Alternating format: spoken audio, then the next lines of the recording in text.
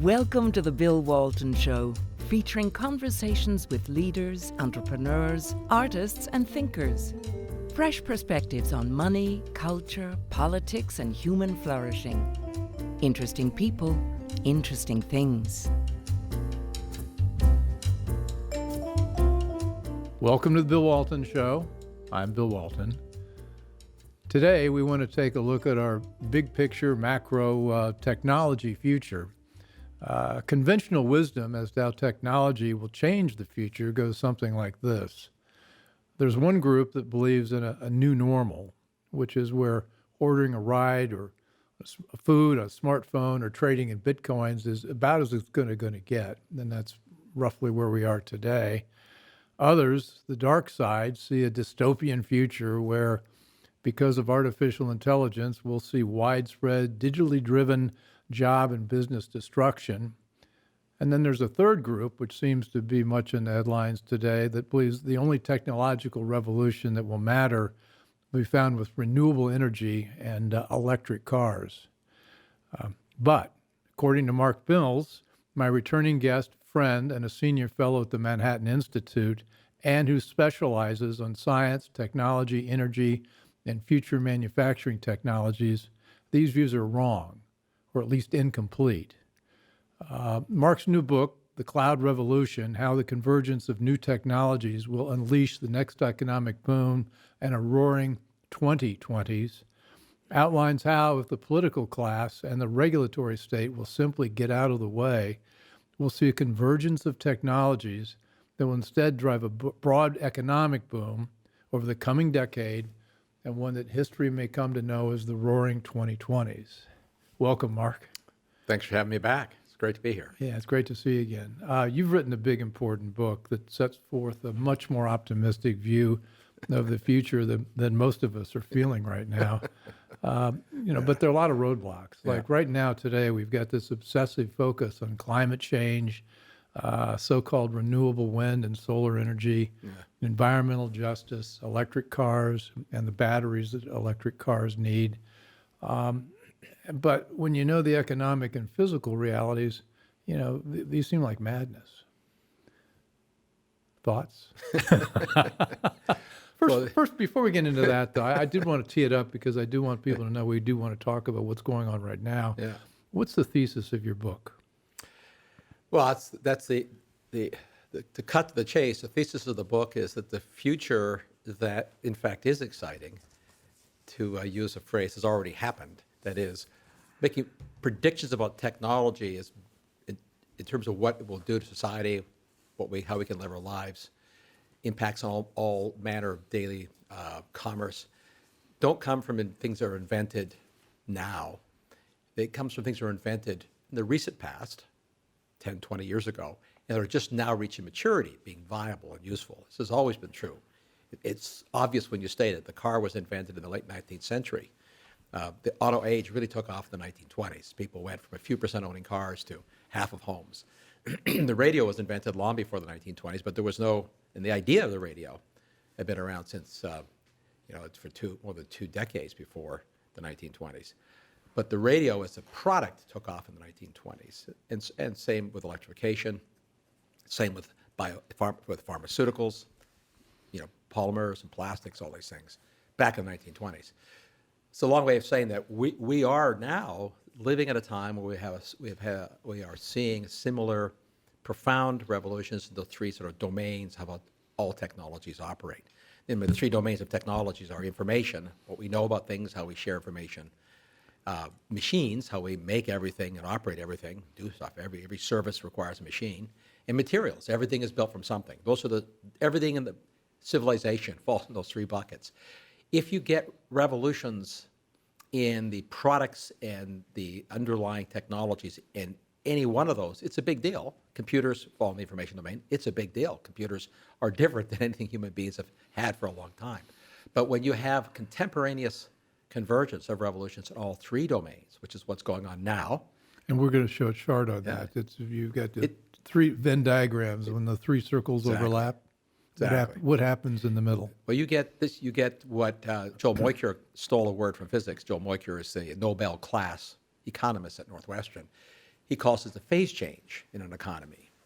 And of course, if you remember your high school physics or chemistry, a phase change is when water becomes ice or water becomes a vapor. It's still water, it's still the same molecule, but a phase change is profoundly different. With the same components, results in something profoundly different. You get phase changes in economies when you have profoundly different convergence of the conditions of the technologies that allow things. So the book is optimistic in this sense based on what's actually happening in the technology domains broadly, not just in energy, not just in computing, but in the three big spheres of materials and machines and information. It's optimistic because those are the facts, not because I'm an inveterate optimist. Give me an example of that. In the book, you used the iPhone, Yep. and you said that was a conversion of these three elements. Describe that. So if you think about the iPhone, this is a magic machine. I mean, we know that Steve Jobs gets credit, right, for pushing the first iPhone, the first smartphone that succeeded in 2007. There were smartphones before that. They were lousy. I mean, they were handheld computers. There was the Newton, there was the Palm Pilot. There were lots of things for those who remember their long ago history. The Palm Pilots with little stylus? Yeah. That was convenient. Yeah. Well, there's still a stylus can be useful, but it's not exactly convenient. Exactly. Okay. But what happened was that you needed three things to happen. You needed a maturation of three kinds of technologies to make, a smartphone possible. You needed microprocessors to be small and cheap and powerful enough to make a microprocessor class radio and a microprocessor class logic chip. But the microprocessor revolution had nothing to do with Apple. They didn't invent the microprocessor, but it matured to a point where it was really small, very efficient. You also needed little tiny flat screen TVs. LCD screen was not invented by Apple, and it was a contemporaneous, completely unrelated invention in terms of the realm of computing. It's a material science invention, in fact, and that came along and matured. And you needed power. You needed a battery. You needed a lithium battery, in fact. There'd be no smartphones if you're using automobile-class lead-acid batteries. It would look bigger than the goofy brick in that And movie, we're going Wall to talk Street. some more later about batteries. Yeah, it will. But the lithium battery was magical. It with the other two revolutions in maturation of a capacity to make the technologies at scale, allowed an innovator like Steve Jobs, like Apple, to say, I can assemble these disparate components into something that's really remarkable. This is, by the way, the pattern of revolutions in technology through all of history. That's how the car came to be. Henry Ford did not invent high-strength steel or The rubber. three elements of that were the materials, was the steel. The materials are the liquid crystal display, the flat screen. No, I mean, and I've got the phone Oh, here. the car. Let's do the car. Let's do the Model Sure. T. So if you think about the car, somebody had to invent the idea of a combustion engine. Ford didn't do that. And it had to get good enough and sophisticated enough and cheap enough that you could mass produce it. You could apply the idea of mass production to it. It couldn't be a craft production. You needed to have high-strength steels to do this, the alloy class of metals, which didn't exist throughout history. We had alloys, but they weren't like high-strength steels. And you needed an industry that could produce a fuel, oil, gasoline, diesel fuel, that was an entirely independent magisteria of technology and invention. All of them matured roughly contemporaneously. Same is true, by the way, of the electric age, right? We had to have, again, three different things take place, not just one. What about the radio? I mean, Radio's I the worked same, for Bill, I worked yeah. for Bill Paley at CBS. What was the convergence that created radio? Well, somebody had to invent the vacuum tube, for starters. So DeForest Kelley had nothing to do with RCA. RCA brought the first radios into the world. In the 1920s, if you owned stock in RCA in the early 1920s and held it, say, for 6 years, you got out before the crash of 29, but you didn't have to hold it for all 9 years. You saw more than a 10,000% increase in the stock value of what you held in RCA. Mm-hmm. And the velocity of the introduction of the radio equaled or exceeded the velocity of the introduction of the smartphone. A big deal. And radios, by the way, in the 1920s cost as much as the entire budget for furniture for the average household in America in the 1920s. So the fact that they took off told you that people wanted that product. So radios would have been as much as 5 or 10 or 15% of household income then? Yes, okay. Of the middle-class household income. Just by the way, as is our budget for communications today. We look at the all-in spending by people on their communications budget, it's cable TV, their smartphone, and the like. But back to the radio. So you need a vacuum tube. You needed the idea of, right, of what a radio wave was. The information revolution was the discovery of electromagnetic waves, what they were, how they could be manipulated. They were an invisible phenomenon unknown in history prior to that. So you had information, you had the vacuum tube, and again, you needed a separate infrastructure. You needed power. You needed electric power that was available, reliable, and without all three simultaneously, all came out of different domains, different spheres, different inventors, and all reached the level of maturity sufficient to do something that RCA did, which is build a practical home radio. And you show this time after time after time in your book. There are lots of examples. What's an example of what you see converging today? Well, that's a good question. So, why would I be optimistic? Let's just do robots, because everybody has a dystopian feeling about robots. Yeah. Most things that we have, people have imagined but couldn't build. Right? The idea of an anthropomorphic robot. Let's set aside what you would do with a robot that could walk and assist in a task. Making robots useful requires revolutions in three domains again. You need information processing capabilities unprecedented in history. By that, I mean billions of times more powerful than existed at the dawn of the computing age in the 70s and 80s. But for that, you couldn't make a robot walk, because it's not like you're emulating a human, but you're emulating ambulation, which is not easy. You also need materials revolution. The class of materials for which you can build a robot have to sort of emulate biology. You have to have lightweight, high-strength materials. It's not so easy. And then you need actuators, again, back to power. You need motors and batteries at a level of cost and precision and power that, again, are unprecedented in history. They had to mature to a level where you could build a machine that had the processing power, the energy/power, and the mechanical strength to emulate, let's say, a dog.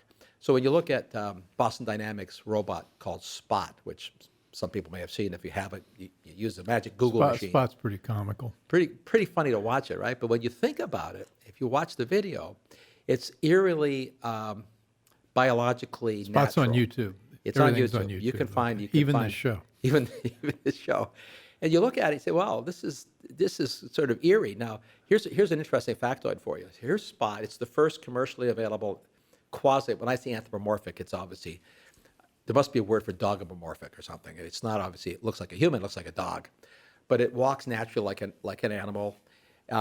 You can lease it. So Boston Dynamics, based on public information, that sells the robot for about $70,000. Sounds like a lot of money, but in real dollar terms, the very first cars, in fact, the first car in America was a Durea wagon, was considered revolutionary there, the very late 1800s. It cost about $70,000 in today's dollars to buy a Durea wagon. Not many people bought them. They made a bunch, and it was not very many years later that we got the Model T, then the Model A. There are also no roads then. You had to build infrastructure, roads, to make the cars useful. We will do the same for robots. The infrastructure for robots won't be physical roads. The nice thing about a robot is that it can operate in the environment we're in, if it's a walking robot. That's a magical transformation in terms of utility.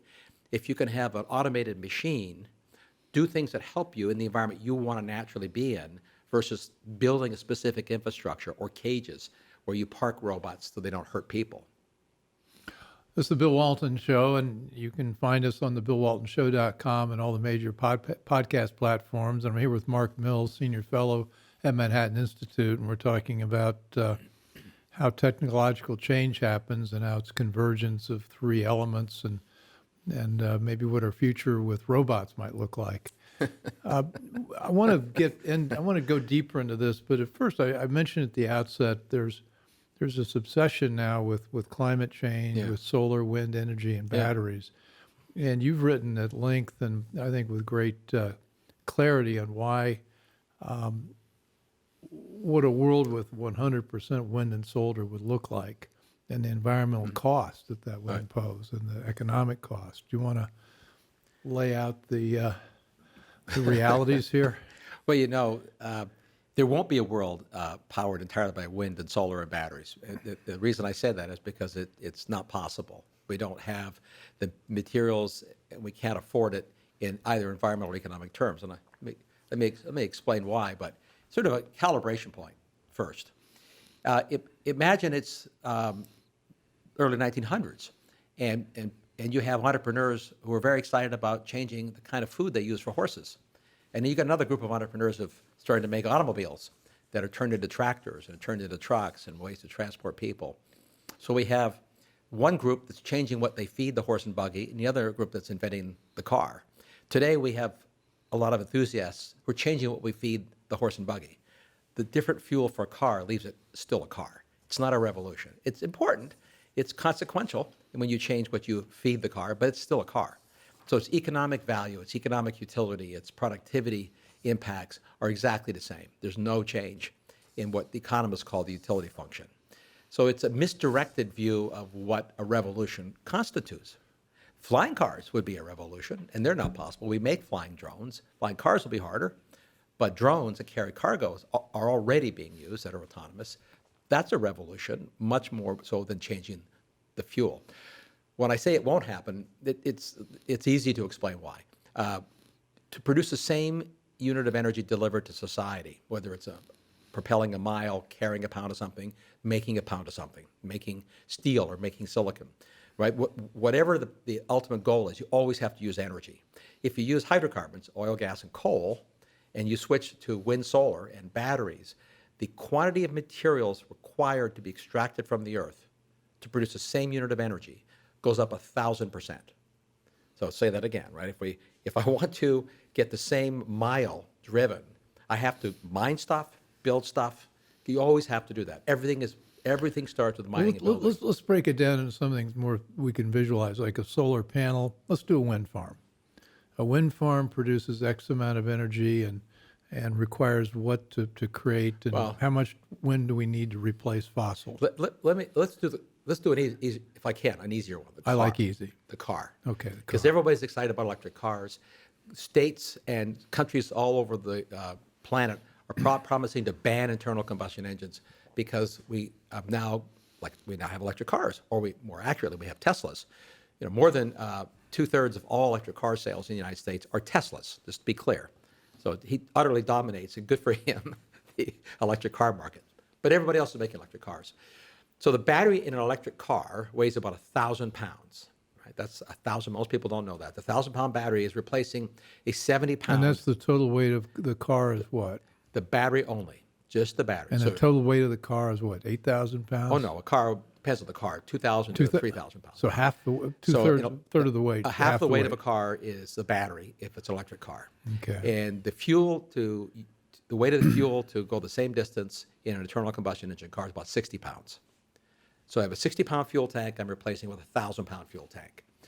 Now, that's not nothing because it means that obviously I have to use lightweight materials to make up for some of that weight. I'm using aluminum, carbon fiber, all of which are energy intensive. But let's just stick with the battery. To make the 1,000-pound battery, to fabricate it, I have to mine and dig up somewhere on the earth 500,000 pounds of materials. 500,000 pounds for one car.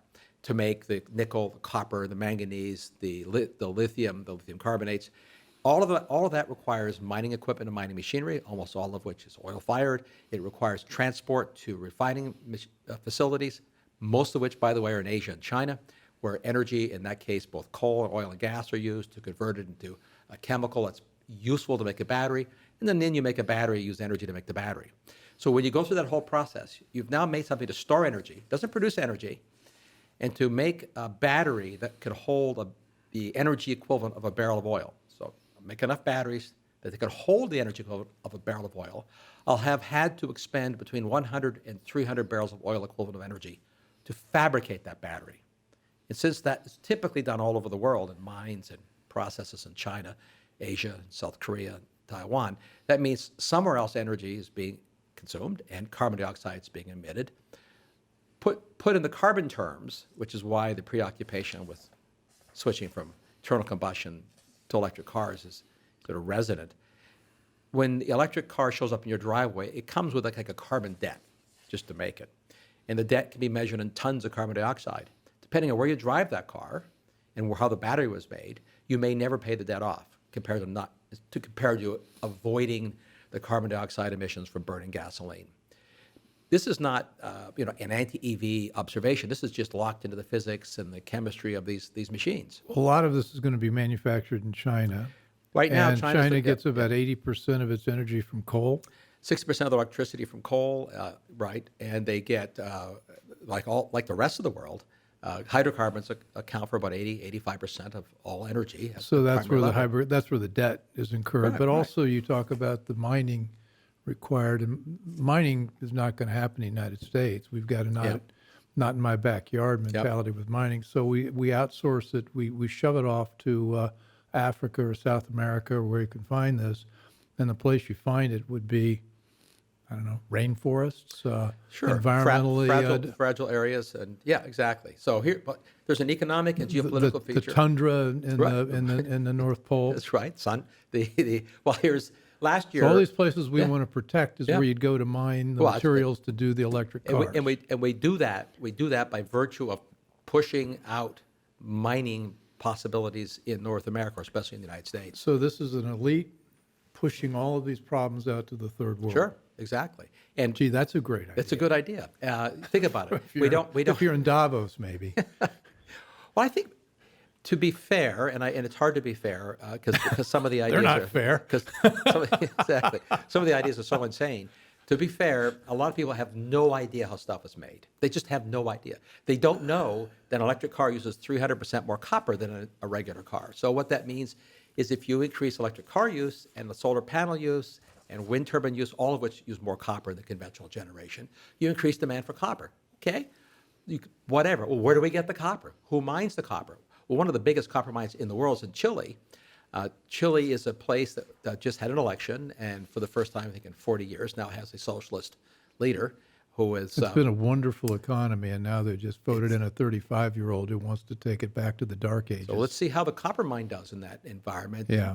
And how the price of copper, which is already trending up because of the demands on copper, it takes decades to open new mines. They don't open up in a few years. Even in environments and places where they give you permits quickly, it takes more than a decade to open a new mine. So we are pushing an energy path that increases the call on minerals like nickel, like steel, like copper, like, of course, cobalt, manganese, lithium in particular, that increases demand for those materials by 400% to 4,000%. And nowhere in the world is anybody planning to increase our ability to mine by that amount of demand. So we are going to face an inevitable, to use the French phrase, the denouement. We'll get to a point very quickly, within a year or two, where the supply of the minerals are not sufficient to meet the aspirations to build that many batteries and solar and wind farms. So you have a chart in the appendix of your book, and you saved the best for last, in my view. And I was going to put it at the end of the show, but I want to do it right now because it bears on what you just said. Yeah. It's called Paradigms for Forecasts. Yeah, I know. And we'll put it up so everybody can see what we're talking about. But it's basically the less you know. Well, I'll let you describe it. This is your chart. Yeah, it's the famous Dunning-Kruger Okay. piece of psychology research done some years ago, about 25 years ago. It's a piece of serious clinical research. But if you were being a wag, to your point, in looking at the result of the clinical research, it would say the less you know, the more confident you are. Or you're too stupid to know you're stupid, I guess, would be to be unkind. That was a very interesting piece of research. So when people learn a little bit about something, they feel they suddenly just learn something, and they feel very confident in what that information means, whether it's medical information, whether it's about energy, whether it's about sociology. So they looked across all domains. But then what they learned is that as people learned more, their confidence dropped precipitously. The more they learned, the less confident they were that they knew the answer to something, or the less confident they were in what they self-expressed as, I understand this domain. And again, it didn't matter whether it was in physics or in engineering or whether it was in psychology or in finance. And then as they learned more, so the curve has this interesting shape, as they learned yet more, their confidence started to rise. They began to have enough understanding to know that there was a reason to be able to reach a conclusion that was reasonably accurate. But they never reached the same level of confidence that they had when they knew a little bit. So it's a version of that adage, he who knows not, he knows not. The Chinese proverb, Yeah. teach him. He knows not, he knows not, is a fool, shun him. So it's reasonable to be worried that you don't know enough. And every researcher knows this, any analyst, any student knows this, the more you study, you do get to a point, it's kind of like an epiphany, when you realize you've done enough digging, you've done enough studying, that you begin to see patterns, you begin to understand what might be true. This is what education's about. It's what we do, whether self-educated or in schools. But the Dunning-Kruger curve is delicious because they did it sort of clinically and analytically, and then generated this curve, which is years after it became sort of infamous. Well, this is the Bill Walton Show. I'm here with Mark Mills, who's the author of a terrific book, The Cloud Revolution, which we're going to get to in just a minute. And we're talking about how when you know a little, you think you know a lot. That's right. And when you know something, you realize you don't know much, but only after you have lots of years of work and study, you have actually really gained some clarity. And I think most of us are operating kind of in the middle of your curve here. Yeah, we are. I know I am.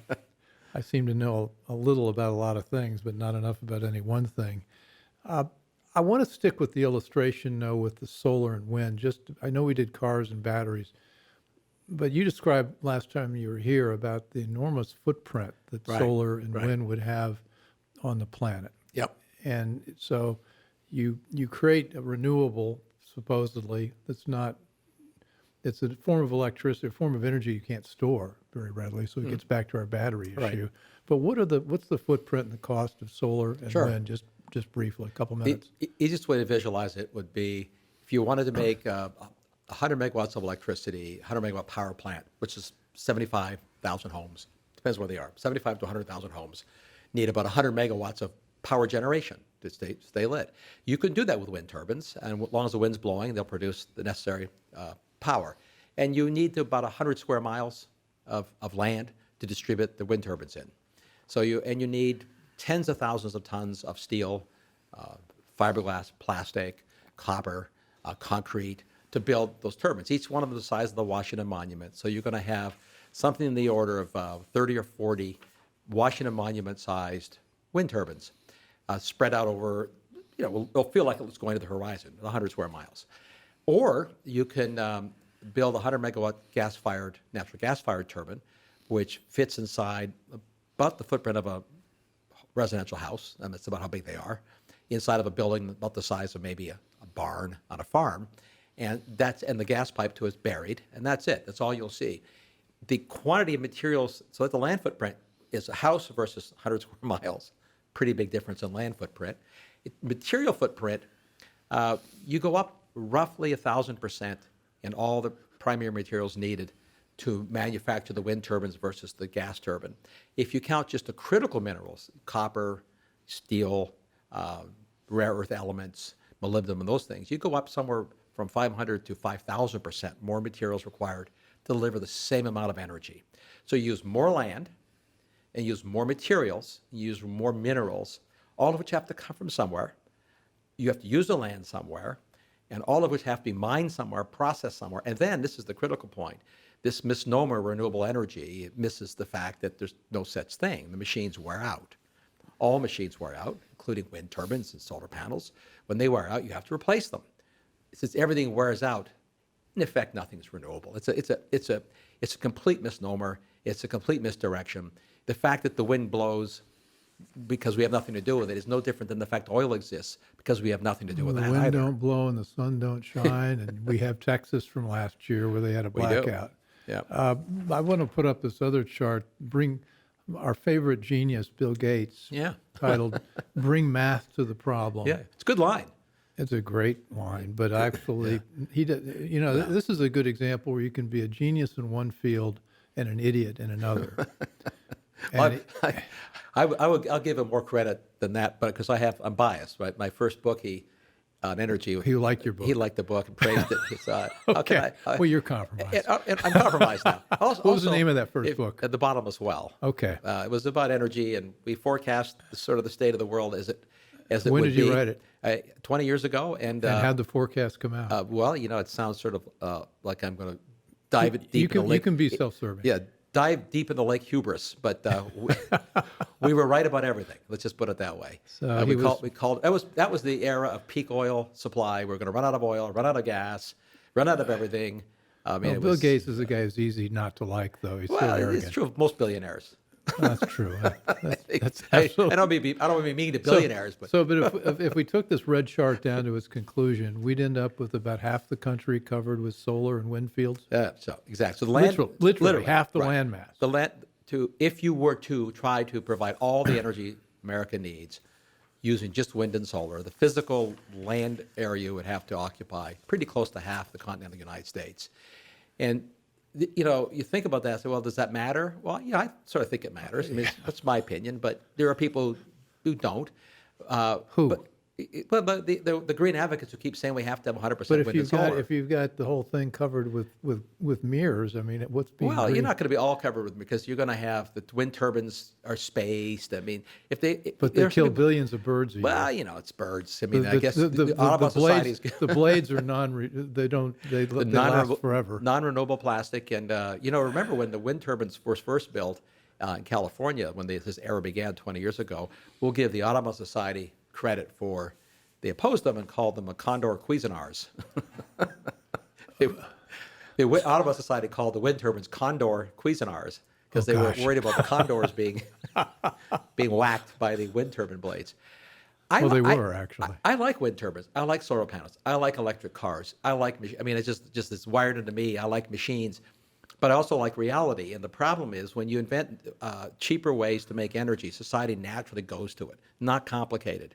For certain applications in certain parts of the country and the world, wind and solar can be cheaper than building a next gas plant or coal plant or hydro dam, but not universally the case. Do you want to talk about this chart? It's one of my favorite charts too. I want to talk about you bring up physics of energy. Yeah, that's the problem. Educate. So everything, when I talk about the limits to what you can do in energy, I sort of read down to the physics of energy. You can't make batteries as useful as oil because it's locked into the physics of the materials. So they say, well, what do you mean? You just throw money at it. We have smart, tech guys. I mean, I'm a tech bull because, as you know, my book's a lot about computing and technology. Well, your PhD's in physics. Well, I don't have a PhD. I quit graduate school. If I was smart, I would have quit undergraduate school like Bill Gates, and then I could have been really, You could have made some money. Yeah, exactly. Okay. But I stayed in, finished undergrad. I quit grad. I was working. I like to make stuff. So back to. Well, you were a very successful polymath then. Well, it's never settled on one subject. That was the problem. So back to physics. Here's the fact. Let's do the energy, and we'll do cars and airplanes because people are obsessed with that. And for good reason. Cars and airplanes are a big deal. They use a lot of the world's energy. And for good reasons, because they produce something of value. The most valuable thing in the universe is the time that we have to live on Earth. It's irreplaceable. Almost no human being has ever lived more than 1 million hours. So what is so much of what history has been devoted to is making our time available to do other things, which translates into speed and convenience, comforts. It always takes energy. Airplanes and cars consume energy, and they save something precious, our time. So anyway, how do we get there? Well, you have oil, which is at a fundamental level, just molecules that have energy potential in them, and I have lithiated chemicals, which have the fundamental physical chemistry that allows them to release their energy. And if I forget the batteries, forget engines, just start with the underlying physical chemistry of the materials, which is where one has to start, a pound of oil has 50-fold, not 5-fold, not 5%, 50-fold more energy in it than a pound of lithiated chemicals. 50-fold, or in percentage terms, that's 5,000%. So I have 5,000% more energy per pound in a pound of hydrocarbons than I have a pound of lithiated chemicals. Okay, I have to, which would you want to use if you're making an airplane or a car? You'd start with the thing that has high energy density, because when you make a vehicle, your goal is to carry cargo or people, not fuel. You don't want a bunch of 1,000 pounds batteries in your airplane. You could have, in cars, it'd be fine. There'll be millions and millions more electric cars because there are so many uses for cars, so many niches. I have no doubt about that. But will they replace all cars? With the physics that we have today and the batteries we know we can make today? No. So this chart, though, you've got an energy density in biophysics. We've got elephants up there Yeah. out there in the upper right quadrant. Explain this to me. So that I use that one because And who's this nice lady well, on I the, know on the left? this was a screenshot from the 1950s cheesy science fiction movies where radiation was going to make everything become mutated and big. You know, the giant ants and giant spiders, and of course the favorite movies was the rampage of the giant woman. So This is it. this is it. It was I think it was called the Attack of the something. You know, the giant woman. Giant it was woman, a goofy title, goofy movie. I show that because there's this. There was also Them, which is about giant ants. There was giant spiders. Yeah. Radiation was going to mutate everything and make everything big and horrible, and it was a favorite theme in science fiction. The point of this is just like the King Kong movies of today, these giant creatures, they can't exist. Doesn't matter. They can't exist because the physics doesn't permit it. I mean, so what this graph shows you is that there's a one-to-one relationship between the size of something, in this case, biological size of something, and the energy it has associated with it. So it's a straight line. Or put differently, you can't make something the size of an elephant or 10 times that size, like the giant woman, but use the energy that would be associated with something that was much smaller. Just can't do it. Can't happen in the universe we live in. Since you need energy to fuel everything, it just can't exist. It just won't exist. In comic books, it exists. In Hollywood's imaginations, they exist. But it can't exist in the universe we live in. Same thing as saying that can a battery ever get as good as an internal combustion engine? And in a lot of our environmental study think tanks. Well, we have. I've used the line that people believe in unobtainium. They want all these perfect attributes. Which element is that? Well, Unobtainium? Unobtainium. It's. I want it to have high energy density. I want it to weigh nothing. I want it to cost me nothing getting out of the earth, and I want it to be free. Okay. That's good. I want to get to the let's turn. This is the Bill Walton Show. I'm talking here with the brilliant Mark Mills about everything, but he's written a great book on the cloud and about how that really is such a huge, exciting thing for our future. But most of us don't understand it, and don't understand what the implications are. And we've got a chart here which shows the change of rate of information brought about by the cloud. But before getting to the chart, let's just describe why this is the basis for your book and why this is the key to the kingdom. Well, it's always tough to pick a title for a book because it can misdirect people. And the reason we ended up arguing and talking about starting with the cloud revolution is because it is a revolution, but we have to first understand what the cloud is. Let me tell you what it isn't. The cloud is as different from the internet as the internet was different from telephony. And we all know why the internet was important and different from telephony. It provided, you got mail of AOL days, which was very different, led to a very different trajectory than just the telephone. But the internet used the telephone networks initially. That's what it used. It used the exact same networks built on it. The cloud is not a communications medium. It uses communications medium. It uses the internet. The cloud is a combination of communications that are wired and wireless. So the wireless revolution, the smartphone again, was a big deal because it created networks of unprecedented flexibility and length that have never existed. We connect people with networks, we lay cables, but once we went wireless, the magnitude of the networks self-evidently changed. It went from millions of homes to billions of people, and now to billions of machines, all wirelessly connected. So we have networks, and we have computing in the middle, the data centers, which is what they're called. Well, the data centers, as I understand, there are about 500 of them now. There are thousands of data centers in the world. But the big ones are like 1 million square feet, bigger than a shopping mall. Right, the so-called hyperscale data centers. Okay, hyperscale. Which are far bigger than shopping malls, look like warehouses, millions of square feet. 1 square foot of a data center like that has more computing power than the whole world had in the early 1980s. So you have this massive expansion of an infrastructure, a physical infrastructure. So it's not invisible. We just don't, the fact that we don't see it doesn't mean it's not virtual. So the cloud is, in a physical sense, the network of devices that we have, our smartphones or things like that, laptops, tablets, networks that connect us and them to the cloud, to the data centers. And then we have computers that Google famously engineers famously relabeled these giant data centers as warehouse-scale computers. Essentially, a computer the size of a warehouse, which there are thousands, and the hyperscale ones are the equivalent of the Burj Khalifa, right? They're like skyscraper equivalent, of which there's far more of them than there are skyscrapers in the world.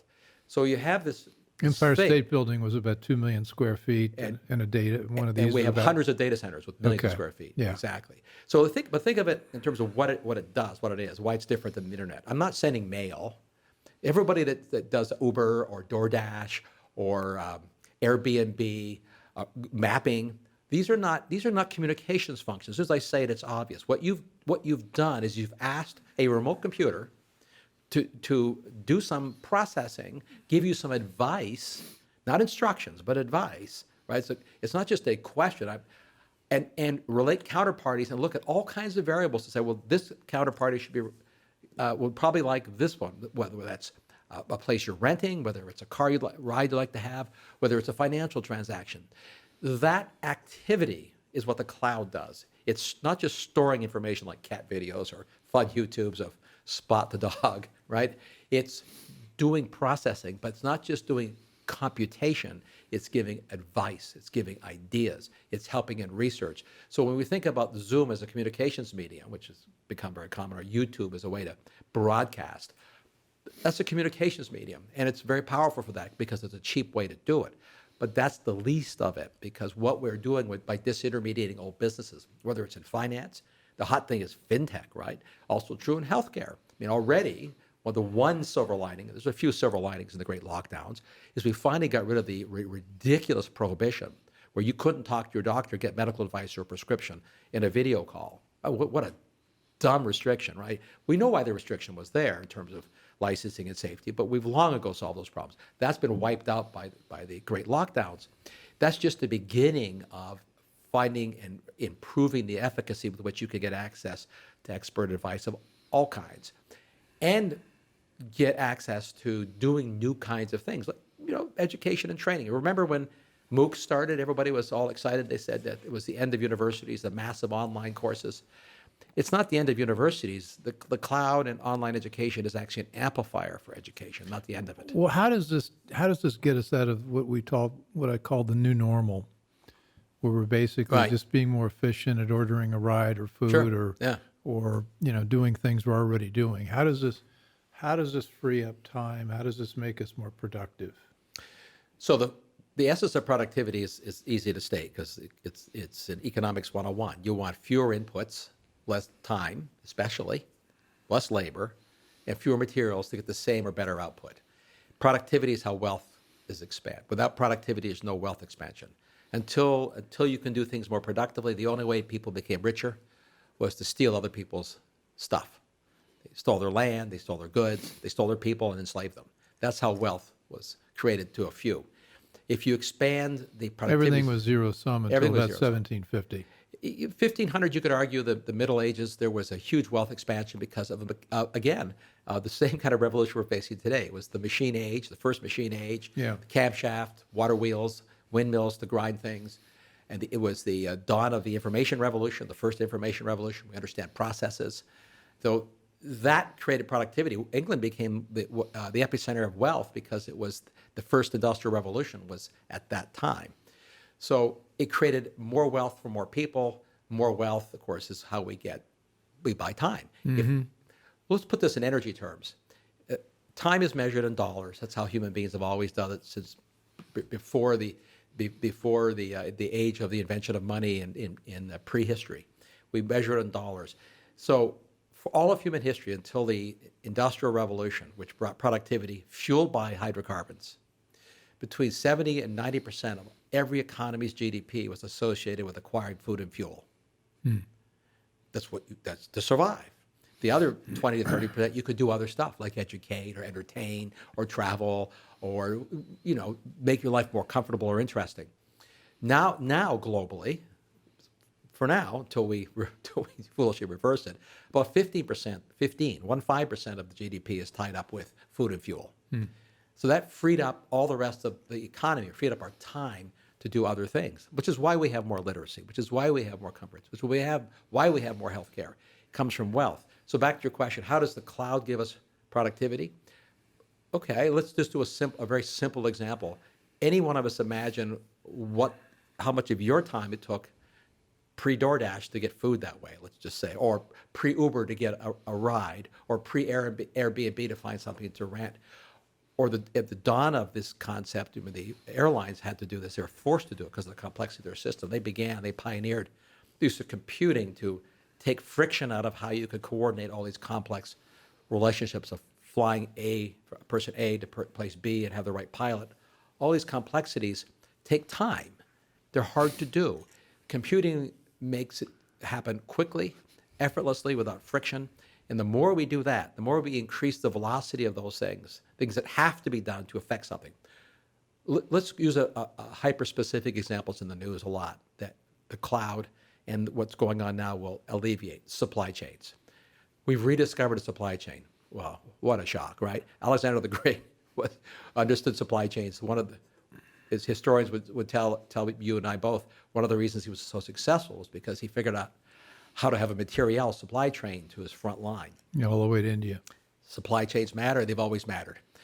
But the thing about supply chains is they're always complicated. There's so many elements to it. And the more global we are, and we are more global, the more people there are, and the more products there are, the more kinds of services there are. And of course, we have hundreds of services that never existed before. We have thousands of products that never existed before. All of them are complex. Automobile used to be made from like 6 different kinds of things. Now, by things, I don't mean components. It was made from rubber, steel, copper, not much. You could count on 2 hands the materials that went into a car. Now, something like 800 different kinds of materials go into a car. Which is why we can't fix them. Which is why, it's also why they last so long. We're both of an age. Well, that's true. I remember tuning a car up pretty frequently. Cars. I spent a lot of time wiring the muffler back onto it. Exactly. Mufflers don't fall off very often anymore. That's the materials revolution. Spark plugs last 100,000 miles instead of being replaced every 10. That's a materials revolution. But back to the productivity. I remember doing my old car on the Bronx Expressway in New York. That was exciting. Well, I've had to repair cars in Canadian winters with taking your gloves off, trying to make the thing the good start. old days. I'll take the complexity if it buys me reliability, which is what it's not. If you have the time, I'd like to do a bonus segment here because sure. I've got about, as usual, I've got about 5% of stuff I want to cover with you. But this is Bill Walton's show. I'm talking with Mark Mills. We're talking about the cloud and all the exciting things it can do for us. But I want to ask the question you don't really cover in the book, and I want to speculate here. Are we a lot more vulnerable because all of our information's up there and we've got all these big data centers and we live in a world with a political class and an aggressive China and people who want to be disruptive. Yeah. And I've had some people on, Peter Pry came on talking about EMP and the vulnerability we have. It seems like the more we put in the cloud, the more we lose control of our own information and our day-to-day. We lose control of our personal security. And we've seen with social media companies, we become more susceptible to censorship. Yeah. I mean, it seems like there's a dark side to it as well.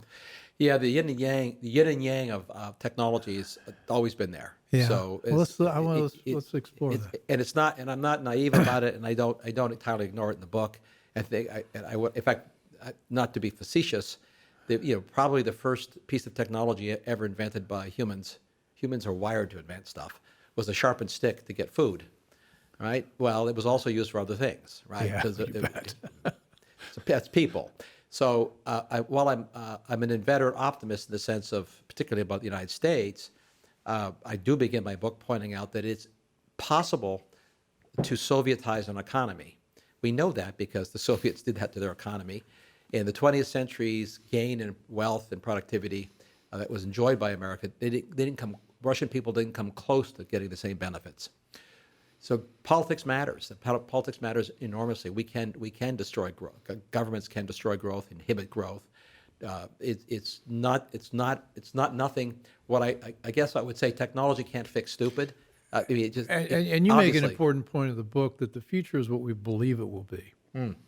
Well, so setting expectations exactly. and providing leadership as to the potential for the future, which is utterly what we don't have in today's leadership, which is gloom and doom.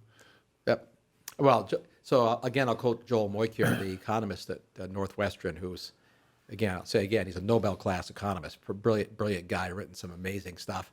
But what he said, his first line in one of his most recent books was, economic growth depends, and I'm close to the exact quote, economic growth depends more on what people believe than most economists care to admit. Now, not believe naively. What do you mean, amplify? If you don't feel optimistic about the future, if you don't believe, and by that he didn't mean, I believe I can fly like a bird, jump off a cliff. He was talking about belief in a better future. If people are optimistic about conquering problems, there are always problems, both environmental, social, physical, mechanical, risks, geopolitics. But if you're not optimistic at some level about it, society's ability to conquer these problems is diminished or even destroyed. So I think that's true. I think the point of my book was to paint a picture of what's been invented that promises remarkable advances in workplace, healthcare, our productivity, wealth expansion. All the things that we talk and care about have solutions, not perfect. So back to your point on cybersecurity and loss of our personal controls. So yeah, of course, the social media, the social tech giants have taken control of the news business. It's not the first time we've struggled with the issue of news fairness, news accuracy. We've been through this battle before. It's an important one to fight and get right. I'm not naive about the dangers of an environment where people can't speak freely, but I think that's true for a lot of Americans. We're having that fight now to resolve the mechanics of who gets to say what, where, and when. I'm very optimistic about how we'll work it out, but I'm not naive that it'll take some fighting to get worked out properly. Just as, again, a calibration point, 1920. I picked up that Roaring 20s fall. There were 20,000. Hey, you've got a good chapter in the 20s about how there was the boom, but there was also a lot of darkness. A lot of dark stuff. And there were 20,000 newspapers in the United States then. Many of them published 3 times a day. And that's the dawn of yellow journalism. How would you get eyeballs, so to speak, at that time? Same thing we call clickbait today. They made news up. Fake news. Fake news. It was fake news then. Literally made up news. And of course, all kinds of negative fallouts from that, as well as positive in the sense that there was more information in the flow. On security, the reason I'm optimistic that we'll have more control over our privacy and more control over security is because those features of security are information features. Now, it's extremely difficult to provide security physically. If it's an army, it still requires guns and boots on the ground. It just does, and explosives. People don't like that. Requires cops. People may not like that. Those things have never changed. They've never changed, and they're no easier now than they were in 1920s when we had massive race riots.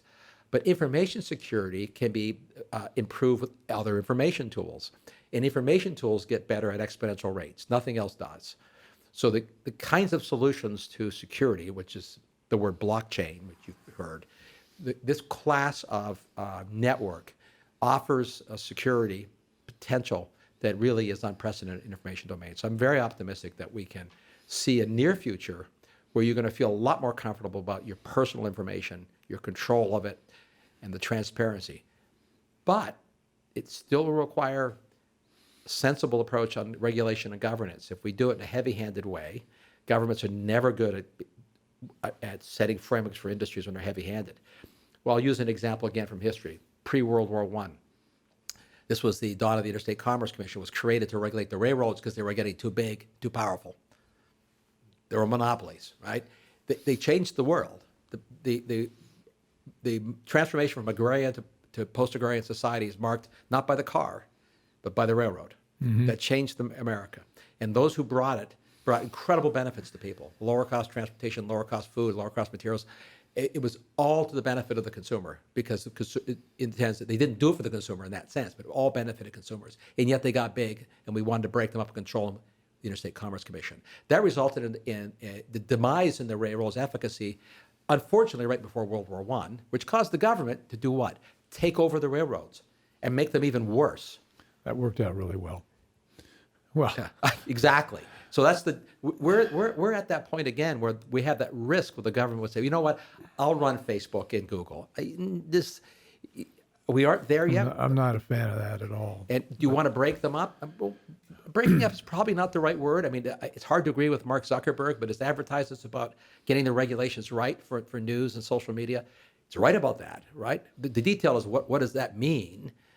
The size is not the problem. It's, as you and I both know, it's your ability to actually have a voice and not be blocked by somebody who has a different opinion. Well, I think about that is that I don't think breaking them up is even remotely a good idea, because you're going to instill up with the same kind of dynamics because of who would be running them. Yes. It's almost better to keep them bigger and watch them. Well, and have some sensible regulation, but then you ask the question, okay, who are going to be those sensible this is regulators? the problem. Now you're on the slippery slope towards how we got Ma Bell. So we ended up with Ma Bell because we believed that communications was very important. So we anointed a single operator for the whole country, and we regulated them. We did okay. I mean, there are people who were pretty happy with that, but it stifled innovation for sure. Until they were deregulated, we didn't get the innovation. One last question, then we got to get out of this because you're gonna come back. We've got more to cover. The external threats, China. Yeah. I worry about them disrupting our cloud. Yeah. And, I mentioned EMP. I mean, how vulnerable are we to somebody just knocking out a bunch of these data centers and all of a sudden we lose access to all this great information?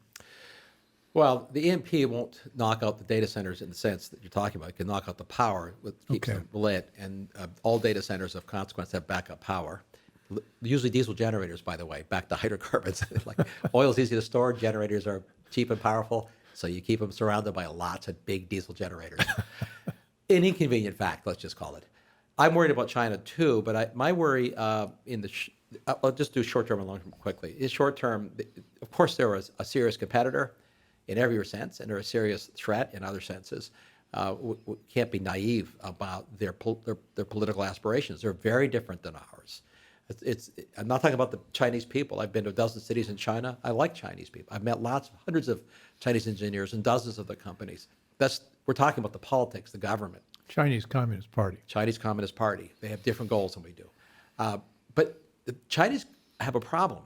It's a problem that means that I think the 21st century is America's century, not theirs. And the problem is just two things. Demographics. 2020 was the year that their growth rates went negative. Not because of COVID, but because of demographics. Population growth. Population growth is going negative. So one-child policy, et cetera.